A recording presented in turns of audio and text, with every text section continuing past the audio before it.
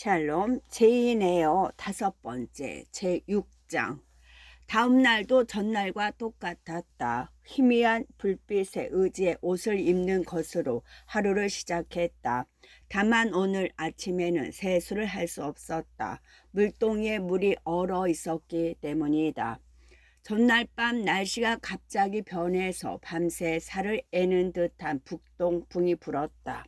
그 바람에 우리도 창틈으로 새어 들어온 바람에 벌벌 떨며 잤고 물동에 담긴 물마저 얼었던 것이다. 1시간 30분 동안 이어진 지루한 기도와 성경 낭독이 끝나기 전인데도 나는 얼어 죽을 것만 같았다. 마침내 아침 식사 시간이 되었다.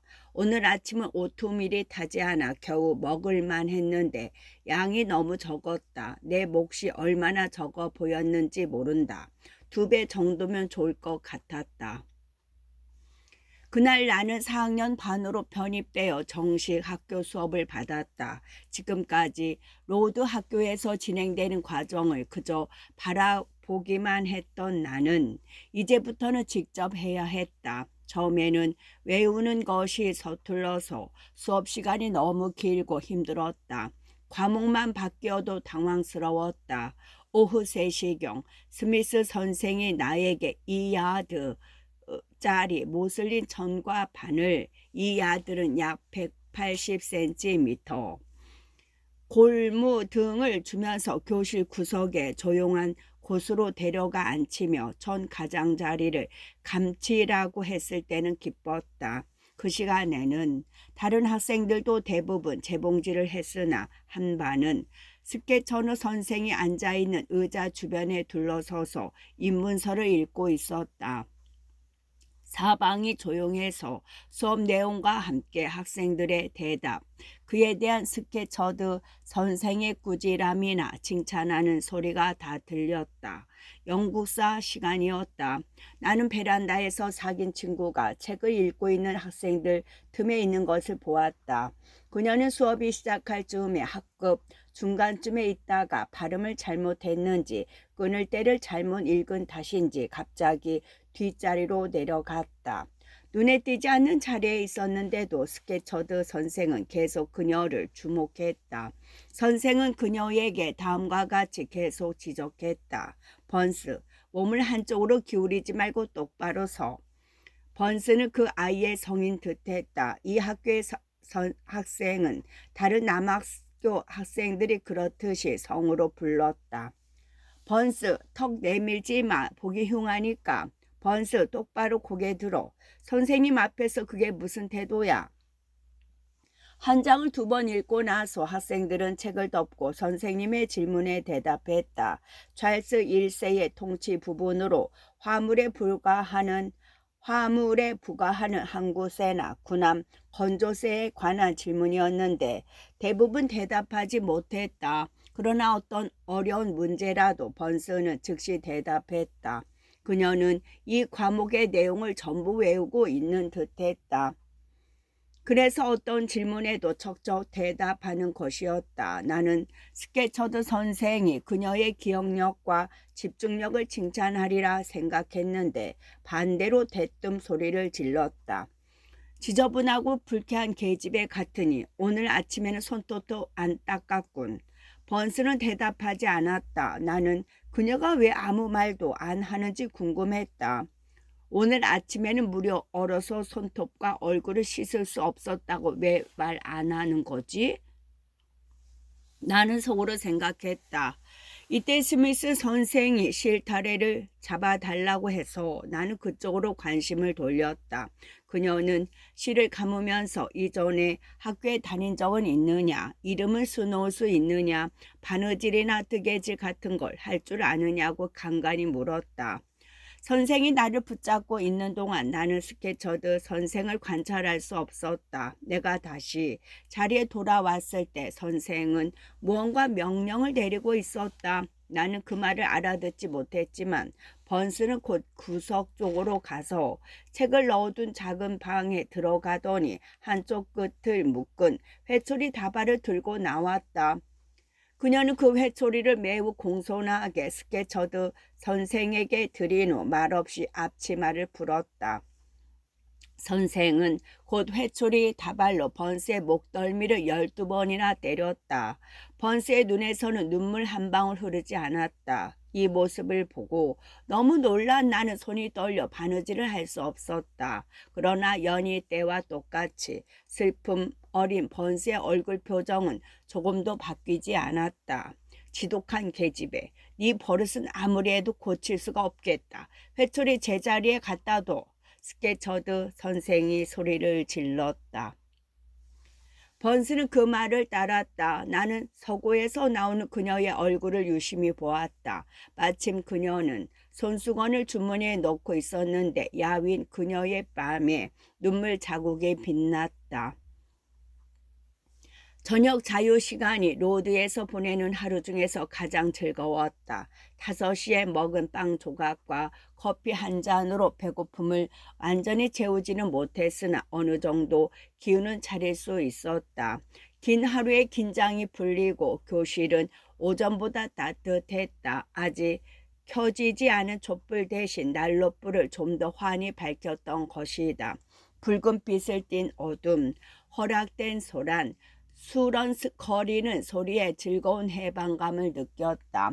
스케쳐드 선생이 번스를 때리는 것을 본 날 저녁, 나는 항상 그렇듯이 친구는 없지만 전혀 외롭지 않다고 생각하며 의자와 책상 그리고 깔깔대는 학생들 사이를 돌아다녔다.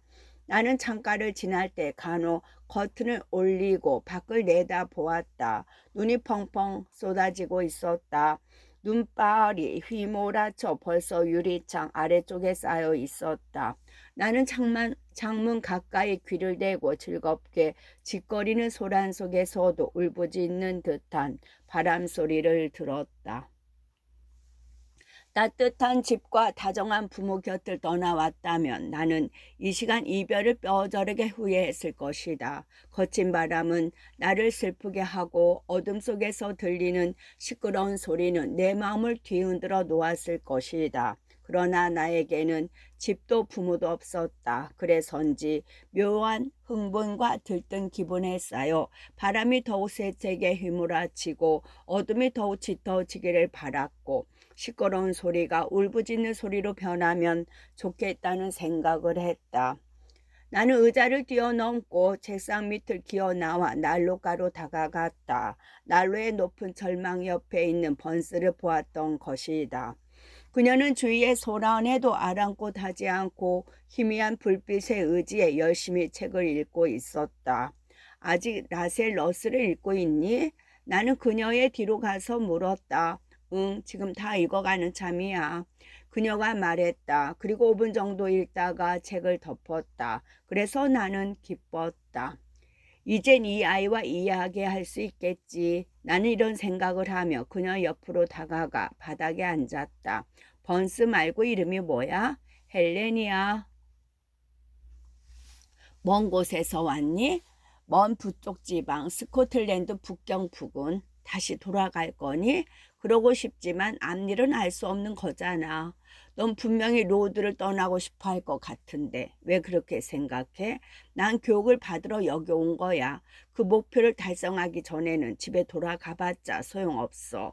하지만 스케쳐드 선생님은 너한테 너무 심하게 하시지 않니?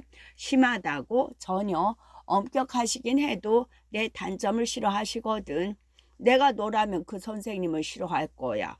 그리고 난 대항할 거야. 선생님 손에서 그 회초리를 빼앗아 부러뜨리고 말 거야. 설마 그런 짓은 하지 않겠지만 혹여 그런다면 브로콜 허스트 씨가 너를 내쫓을 거야.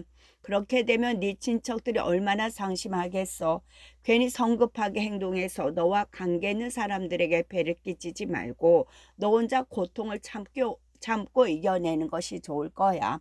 성서에도 악을 선으로 갚으라고 나오잖아.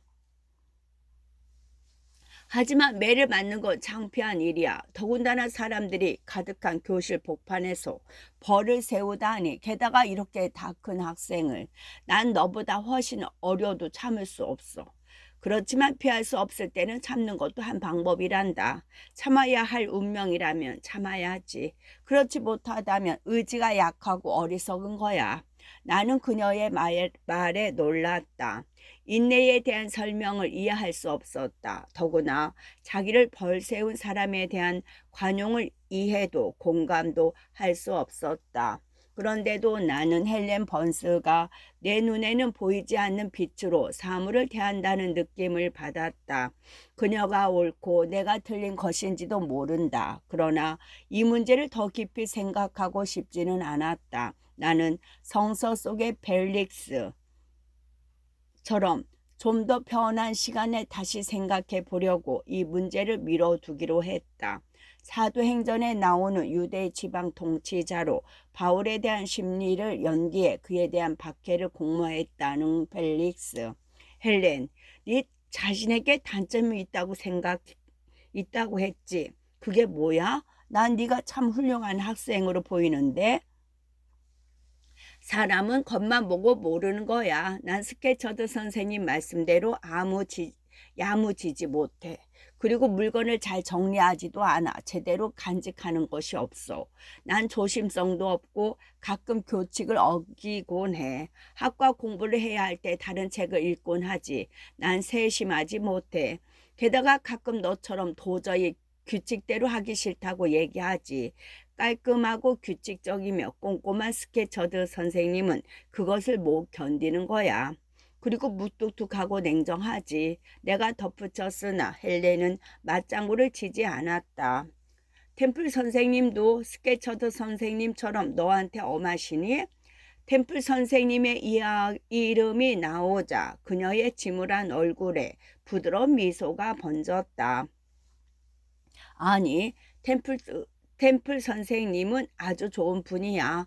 누구에게든 엄하게 하시지를 못하셔. 아무리 심한 말썽쟁이한테도 마찬가지지. 선생님은 내가 잘못하면 상냥하게 다 이르셔. 그리고 내가 어쩌다 뭔가를 잘하면 바로 칭찬해 주시고. 그런데도 나의 타고난 단점을 고치지 못한 것 자체가 아주 고약한 단점이라고 할 수 있지. 선생님의 칭찬을 받으면 굉장히 기쁘지만 항상 앞으로는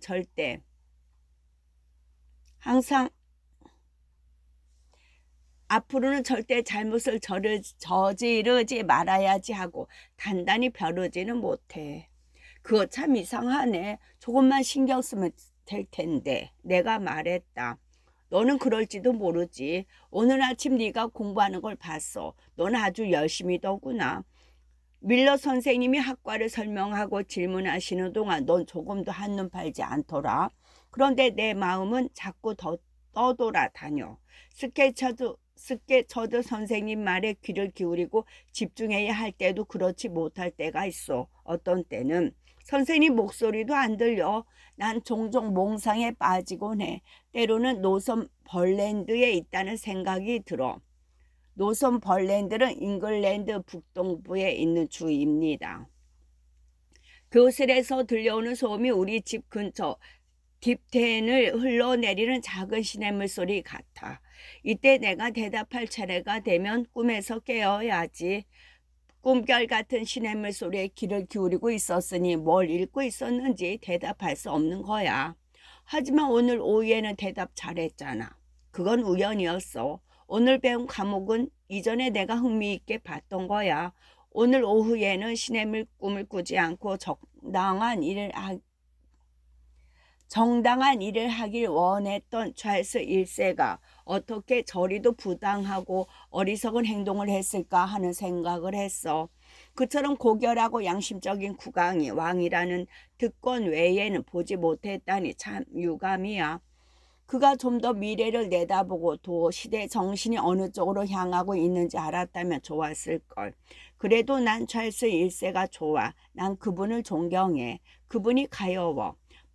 불쌍하게 살해된 왕이야. 그래 그의 적들이 더 나빠.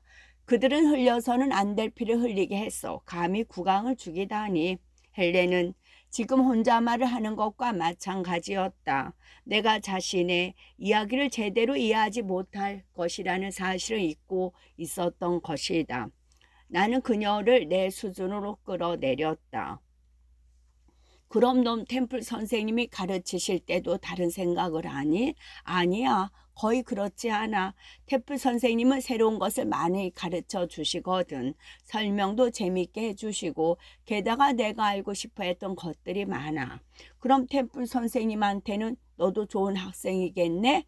그렇지. 소극적이지만 난 노력은 안 해. 그냥 마음 가는 대로 따를 뿐이야. 그러니 좋은 학생이라고 할 수도 없지. 그렇지 않던데? 그렇지 않던데? 너한테 잘해주시는 분한테는 너도 잘 대하던데 뭐. 나도 그러고 싶어. 잔인하고 부당하게 대하는 사람들을 순순히 따르면 그들은 무엇이든 자기 마음대로 하려고 들 거야. 그들은 두려움도 없을 거고 따라서 단점을 고칠 생각을 하기는커녕 점점 더 나빠질 거야. 아무 이유 없이 때리면 있는 힘을 다해 더 세게 되갚아야 해. 난 그래야 한다고 믿어. 상대가 다시는 그런지 못하게. 너도 몇 살 더 먹으면 그런 생각을 못할 거야. 넌 아직 철없는 어린 아이라서 그렇게 말할 수 있는 거야. 헬렌, 그래도 난 이렇게 생각해. 내가 아무리 남을 기쁘게 해주려고 해도 나를 싫다고 하는 사람은 나도 싫어하는 게 당연해. 아무 이유 없이 나에게 벌을 주는 사람한테는 당당히 맞서야 한다고. 그건 내게 사랑을 준 사람을 나도 사랑해야 하고 또 내가 벌을 받아 마땅할 때는 어떤 벌이라도 달게 받아야 하는 것처럼 당연한 거야. 그건 이교도나 야만들이나 하는 생각이야. 기독교인이나 문명인은 그렇지 않아. 왜? 난 이해할 수 없어. 미움을 극복하는 가장 좋은 방법은 폭력이 아니야. 또 모욕을 극복하는 가장 분명한 길도 복수가 아니고. 그럼 뭔데? 신약 성서를 읽어봐. 그리고 예수님 말씀과 행동을 살펴봐. 예수님의 말씀을 기준으로 또 예수님의 행동을 네 본보기로 삼아봐. 예수님이 뭐라고 말씀하셨는데? 너희 원수를 사랑하며 너희를 박해하는 자를 위해 기도하라고 말씀하셨어. 그럼 난 리드 외숙모를 사랑해야겠네? 하지만 난 그렇게 못해. 외숙모 아들 존을 위해서도 기도를 올려야겠지만 절대 못해. 이번에는 헬렌 번스가 내 설명을 듣고 싶어 했다. 나는 고통과 원한에 찬 지난 날들을 이야기해 주었다. 나는 어느 시점에서 흥분하며 느낀 대로 아주 독하고 가혹하게 이야기했다.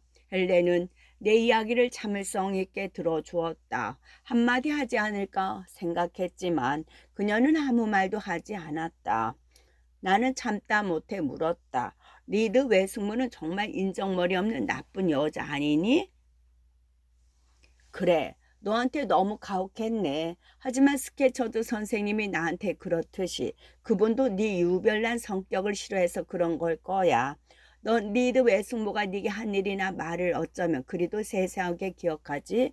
그분의 행동이 네 마음에 아주 깊은 상처를 주었나 보구나. 나는 아무리 심한 말을 들어도 그처럼 뼈에 사무치도록 새겨두지는 않거든. 그분에게 당한 학대로 분통이 더지더라도 잊어버리려고 마음먹으면 행복해질 수 있어.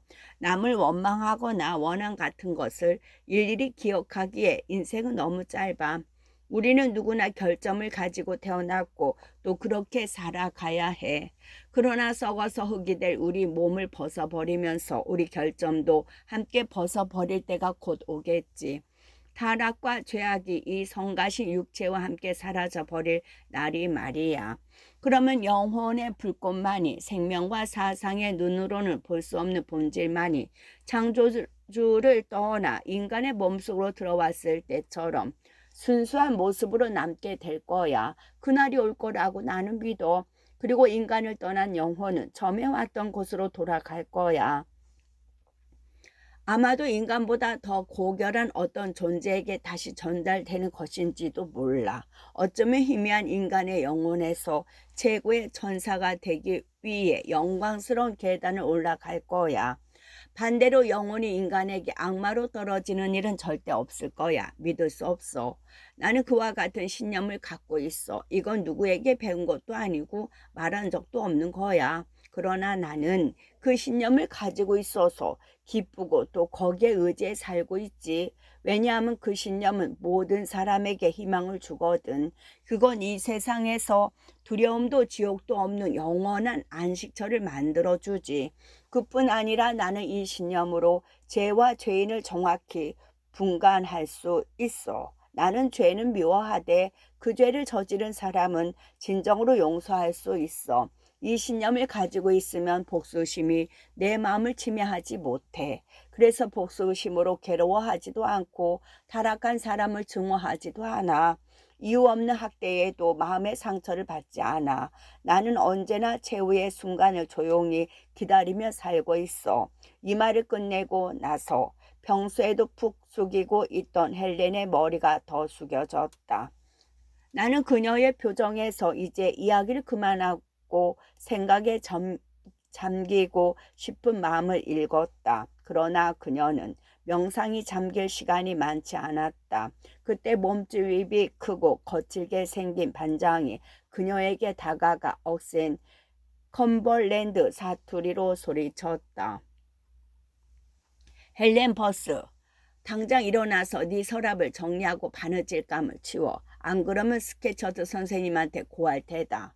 헬렌은 꿈에서 깨어난 듯 한숨을 쉬며 아무 대답도 하지 않고 바로 반장의 지시에 따랐다. 제7장 로드의 한 첫 학기는 한 시대만큼 길게 느껴졌다. 게다가 황금 시대도 아니었다. 새로운 규칙과 낯선 일과를 익히기 위해 지긋지긋하게 투쟁한 시기였다. 혹시나 실수하지 않을까 하는 걱정이 허약한 육신의 고통보다 더 힘들게 했다. 물론 그렇다고 해서 육체적인 고통이 결코 만만한 것은 아니었지만 1월과 2월 내내 눈이 내렸고 3월 초까지 눈이 쌓였다. 눈이 녹아도 길을 다닐 수 없어서 우리는 교회에 가는 것 말고는 운동장 밖으로 나가지 않았다. 그러나 이 제한된 영역 안에서도 우리는 매일 1시간씩 바깥에 나가 바람을 쐬지 않으면 안 되었다. 우리가 입은 옷은 강추위를 맞게 너무 얇았다. 장화가 없어서 신발 속으로 눈이 들어와 축축했다. 장갑을 끼지 않은 손 역시 발과 마찬가지로 동상에 걸리기 일쑤였다. 매일 밤 발이 부어오르고 쑤셔서 화가 치밀었고 아침에 벌겋게 부은 뻣뻣한 발을 신발에 넣을 때의 고통이 지금도 내 기억에 생생하다. 그리고 식사량은 끔찍할 정도로 적었다. 한창 클 나이에 허약한 환자가 간신히 목숨을 이어갈 정도밖에 안 되는 음식을 먹었다. 음식이 부족하다 보니 상급생들이 나이 어린 학생들을 괴롭히기까지 했다. 굶주린 상급생들이 호시탐탐 하급생들을 꼬드기거나 협박해서 음식을 빼앗곤 했다. 나는 차 마시는 시간에 받은 귀중한 빵을 두 상급생에게 나누어 주었다. 그리고 세 번째 학생에게 커피를 절반이나 나누어 주고 나서 눈물 흘리며 나머지 커피를 들이켠 적이 한두 번이 아니었다. 이런 추운 계절에는 일요일이 더 끔찍했다. 우리는 보호자가 맡고 있는 브로콜 브리지 교회까지 2마일을 걸어야 했다. 2마일은 약 3.2km. 출발할 때부터 얼어있던 몸은 교회에 도착했을 때 더 꽁꽁 얼었다. 아침 예배를 보는 내내 추위로 온몸이 마비될 정도였다. 점심을 먹으러 가기에는 너무 먼 거리였기 때문에 예배 중간에 우리가 보통 먹는 것과 비슷한 적은 양의 식은 고기와 빵이 나왔다. 오후 예배가 끝나면 우리는 바람을 그대로 받아야 하는 언덕을 걸어 돌아왔다. 살을 애는 듯한 겨울바람이 눈 덮인 북쪽 상등성이에서 휘몰아쳐 얼굴을 핥히는 듯했다. 템플 선생이 심한 찬바람에 벌럭이는 바둑무늬 외투를 여미고 축 처진 우리 행렬을 따라오면서 아이들을 복두도 주시려고 실내나 격언을 들어 용감한 병사들처럼 진군하라며 본인처럼 경쾌하고 빠르게 걸으시던 모습이 지금도 생각난다. 다른 선생들은 모두 자신들로부터 기진맥진해서 남을 독려할 겨를조차 없었다. 학교에 들어와 활활 타오르는 불을 쬐기를 얼마나 고대했던가. 그러나 학업생들의 이런 바람은 이루어지지 않았다. 교실 난로는 모두 상급생들이 이중으로 둘러싸 꼬마들을 그들 뒤에서 언팔을 아침마로 감싼 채 웅크려야 했다. 차 마시는 시간에 빵이 보통 때의 2배, 즉 반 조각이 아니라 온전한 하나로 나온다는 것이 그나마 위로가 되었다. 이 빵에는 달콤한 버터까지 발려 있었다. 이것은 우리가 일요일마다 고대했던 특별식이었다. 나는 이 풍족한 음식을 남겨두려고 했으나 의뢰 남에게 나누어 주지 않으면 안 되었다. 일요일 저녁은 교리 문답과 마태복음 5, 6, 7장을 외우거나 필요해서 하품을 참지 못하는 밀러 선생의 긴 설교를 들으며 보냈다. 중간에 간혹 어린 학생 대여섯 정도가 사도행전에 나오는 유디쿠스와 비슷한 장면을 연출하곤 했다. 유디쿠스는 사도 바울이 설교할 때 졸다가 3층에서 떨어졌으나 바울이 기적적으로 살려낸 사람입니다. 쏟아지는 졸음을 참지 못해 유디쿠스처럼 3층은 아니지만 4번째 줄 의자에서 떨어지다가 죽은 사람처럼 끌어올려지곤 했다. 그들을 치료하는 방법은 교실 한복판에 끌어내 설교가 끝날 때까지 세워놓는 것이었다. 그러나 선체로 잠이 들다 다리가 풀려 한꺼번에 쓰러질 때도 있었다. 그러면 반장이 높은 의자로 이들을 받쳐 놓았다. 나는 블루콜 허스트 씨가 학교를 방문한 일은 아직 이야기하지 않았다. 사실 그는 내가 로드에 온 그 달에는 거의 집에 있지 않았다. 아마 친구인 부감독 댁에서 더 지내기로 한 모양이었다. 난 그가 없어서 나는 좋았다. 그가 오는 것을 두려워할 만한 이유가 있다는 것은 굳이 말할 필요가 없을 것이다. 그러나 결국 그가 오고 말았다. 어느 날 오후 내가 석판을 들고 앉아 긴 나눗셈 문제를 풀고 있을 때였다. 어느 날 오후는 내가 로드에 온 지 3주일이 지났을 때이다. 무심코 창문 쪽으로 눈을 들었다가 그 앞을 지나가는 사람을 보고 말았다. 매우 마른 모습을 보고 나는 짐작했다. 그리고 2분 후 선생을 비롯해 학생들이 모두 일어섰을 때 그들이 누구를 맞이하는지 쳐다볼 필요도 없었다. 황새 걸음으로 교실을 가로질러 템플 선생 곁에 선 사람은 지난번 게이트 헤드의 난로가 카페 위에 서서 꽤 험상궂게 나를 보며 이마를 찌푸렸던 바로 그 검은 기둥이었다.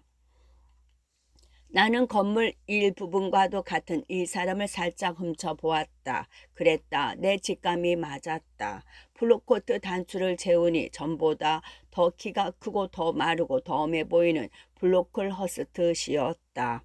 그의 등장에 내가 당황하는데도 이유가 있었다. 외숙모가 나를 좋지 않게 말한 것과 또 블로콜 허스트 씨가 나의 나쁜 성품을 템플 선생이나 다른 학생들에게 미리 얘기해 두겠다고 말한 것을 나는 똑똑히 기억하고 있었다. 그동안 나는 그 말을 지켰을까 봐 두려웠다. 나는 돌아올 사람을 경계하며 하루하루를 보냈다. 내 과거에 대한 그의 동고는 나를 영원히 나쁜 아이로 낙인 찍을 것이다. 그런데 지금 그 두려운 존재가 여기 있었다. 그는 템플 선생 옆에 서서 그녀의 귀에 대고 뭔가를 속삭였다. 내가 얼마나 나쁜 아이인지 말하는 것이 분명했다. 나는 템플 선생이 혐오와 멸시 어린 눈동자로 나를 바라볼 순간을 가슴 조이며 기다렸다. 나는 우연찮게 교실 맨 앞에 앉아서 브로콜 허스트 씨의 얘기를 대부분 들을 수 있었다. 다행히 내가 불안해하는 내용은 아니었다. 템플 선생, 내가 로튼에서 사온 실은 쓸만하죠. 그리고 무명 스미즈를 바느질 하는데 알맞겠다고 싶어서 바늘도 골라왔어요. 스미스 선생에게 내가 목록에서 어떻게 바늘을 뺐다고 전해주시오. 서류는 다음 주에 보내겠다고 하고요. 그리고 한 학생당 하나씩 할당하는 거 잊지 말라고 하세요. 더 갖고 있으면 잃어버리기 십상이니까요. 아, 그리고 선생, 털 양말을 좀 더 꼼꼼히 신경 써야겠어요. 지난번 왔을 때 뒷곁에 널린 빨래를 살펴보았더니 검은 양말 대부분 구멍나 있더군요. 구멍이 큰 것으로 보아 학생들이 자주 꿰매지 않은 것 같더군요. 그가 말을 멈췄다. 말씀대로 하겠습니다. 템플 선생이 말했다. 그런데 템플 선생, 세탁부에서 하는 말이 어떤 학생은 새 것을 2주일에 2개씩이나 사용한다던데 그건 너무 지나칩니다. 하나를 규칙을 정하지 않았습니까? 그가 말했다. 그럴 일이 있었습니다. 지난주 목요일 아그네스와 캐서린 조스턴이 노튼에 사는 친구들로부터 차 초대를 받았습니다. 그때 제가 새 것을 내줬습니다. 템플 선생의 말에 브로클허스트 씨가 고개를 끄덕였다. 뭐 한 번 정도면 모르지만 2번 다시 그런 일이 생기지 않도록 주의하세요. 그리고 또 깜짝 놀랄 일이 하나 있습니다. 지난주에 치즈 바른빵을 2번이나 간식으로 주었더군요. 어찌된 일입니까? 아무리 살펴봐도 교칙에는 없는 일입니다. 누가 그런 겁니까? 무슨 권리로? 선생님, 그 일은 저한테 책임이 있습니다. 그날 아침이 잘못되어서 학생들이 제대로 먹지 못했습니다. 그래서 점심때까지 학생들을 굶길 수가 없었습니다. 템플 선생이 대답했다. 선생, 잠깐만. 내 교육 방침은 사치와 방종에서 벗어나 강한 정신과 인내심, 자제력을 길러주는 것입니다.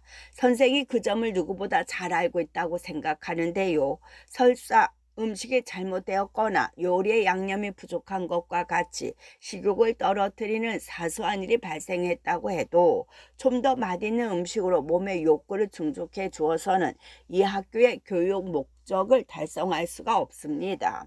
이때야말로 궁핍을 이겨낼 수 있는 굳센 정신을 함양할 기회입니다. 그런 때에는 간단한 설교가 적절한 방법인 것입니다. 그래서 훌륭한 교사는 이런 기회에 초기 기독교인들의 고난이나 순교자들의 고통에 대해 이야기하고 또 제자들에게 십자가를 짊어지신 자신을 따르라고 말씀하신 예수님의 가르침과 사람은 빵으로만 사는 것이 아니라 하나님의 입에서 나오는 말씀으로 살리라. 또 너희가 나로 인해 굶주리고 목마른 자는 복이 있나니 라는 구절을 들려줄 것입니다. 선생, 탄 오트밀 대신 치즈 바른 빵을 그들의 입에 넣어줬을 때 선생은 아이들의 사악한 육신을 살찌운 대신 불멸의 영혼을 굶주리게 했습니다. 선생은 왜 그걸 생각 못했습니까?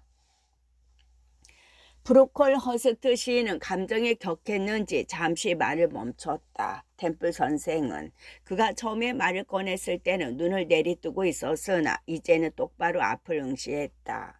창백한 그녀의 얼굴이 마치 대리석이라도 된 듯 차갑고 단단한 기운을 뿜어냈다.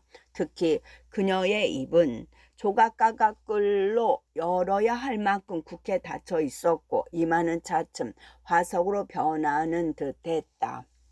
그동안 브로콜 허스트 씨는 뒷짐을 진 채 난로 앞에 서서 위풍당당하게 학생들을 둘러보았다. 그때 갑자기 그의 눈이 깜빡였다. 무언가 반사되어 눈동자가 부셨거나 아니면 무언가에 놀란 것 같았다. 그가 고개를 돌리더니 지금까지 말했던 것보다 더 빠른 억양으로 말했다. 템플 선생, 저기 곱슬머리 학생이 누군가요? 빨간 머리를 온통 볶은 학생 말입니다. 단장으로 그쪽을 가리키는 그의 손이 부들부들 떨렸다. 줄리아 3번입니다. 템플 선생이 매우 침착하게 대답했다. 줄리아 3번? 그런데 왜 저 학생과 몇몇 학생들은 머리를 볶은 겁니까? 왜 학교의 가르침과 교칙을 지키지 않고 저렇게 세속적인 형태를 따라 하냐 말입니다. 복음을 전파하는 이 자선 학교에서 머리를 온통 볶아 되느냐 말입니다. 주리아는 자연적인 곱슬머리입니다. 템플 선생이 더욱 침착하게 대답했다. 자연적인 곱슬머리 좋아. 하지만 우리는 자연적인 것을 고수해야 하는 건 아닙니다. 나는 학생들이 하나님의 은총을 받기를 바랍니다. 그런데 왜 저렇게 됐습니까? 나는 머리를 단정하게 빗어서 바싹 묶고 다니라고 입에 닳도록 얘기했어요. 템플 선생, 저 학생의 머리를 깎아 버려야겠어요. 내일 이발사를 보내지요. 그리고 머리가 지나치게 긴 학생들이 눈에 띄는군. 저기 키 큰 애 돌아서라고 하세요. 상급생 전부 일어나 벽 쪽으로 돌아서게 하세요. 템플 선생은 터져 나오는 웃음을 감추려는 듯 손수건을 입술에 갖다 댔다. 그녀가 호령을 내리자 상급생들이 그 의미를 눈치채고 이에 따랐다. 나는 의자 등받이에 살짝 기대앉아 이 상황을 못마땅해 하는 상급생들의 눈빛과 찌푸린 얼굴을 보았다. 브로콜 허스트 씨가 그 모습을 못 본 것이 매우 유감이었다. 봤다면 외부적인 간섭은 얼마든지 마음대로 할 수 있지만 학생들의 마음까지 어쩌지는 못하다는 것을 깨달았을 것이다. 그는 5분 정도 살아있는 메달 같은 여학생들의 뒷머리를 꼼꼼히 살펴본 후 선고를 내렸다. 그 한마디 한마디는 마치 최후의 심판의 날에 울리는 운명의 종소리 같았다. 딴 머리를 모두 잘라야겠어요. 이에 템플 선생의 표정은 항의하려는 듯 보였다. 브로콜 허스트 씨가 계속 말했다. 선생, 나는 속세가 아닌 다른 나라의 주님을 섬기고 있습니다. 내 사명은 이 학생들의 육체적 욕망을 규제하는 것입니다. 딴 머리나 화려한 옷차림이 아니라 검소한 마음과 성심으로 자신을 단장하는 걸 가르쳐 주는 겁니다. 그런데 우리 눈앞에 있는 학생들은 저마다 머리를 다 느려뜨렸어요. 이건 허영심이 깃들여 있다는 증거요. 다시 말하지만 그건 엄연히 잘라버려야 합니다. 이것 때문에 얼마나 많은 시간을 허비할지 생각해 봐요. 끝.